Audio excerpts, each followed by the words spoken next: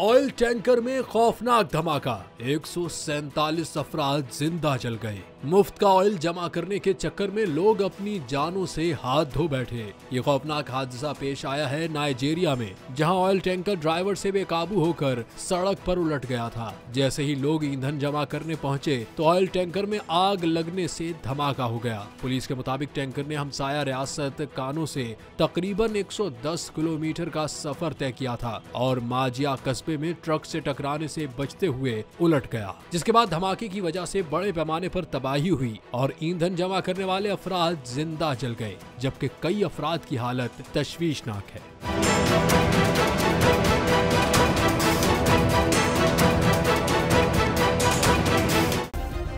Subscribe करें और bell दबाएं ताकि कोई खबर रह न जाए।